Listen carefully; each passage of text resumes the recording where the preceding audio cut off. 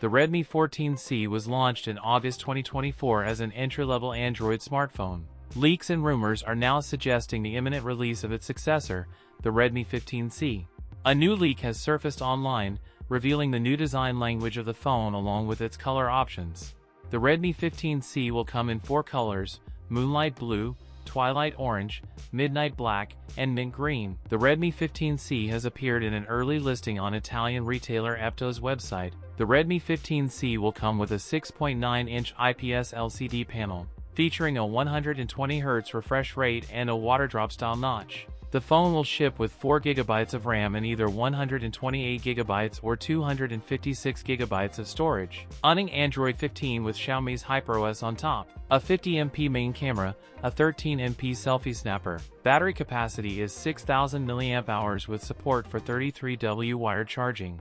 The phone is expected to be announced this month. That's it for today's video. If you enjoyed it, don't forget to like, comment, and subscribe for more content. Thanks for watching, and I'll see you in the next one.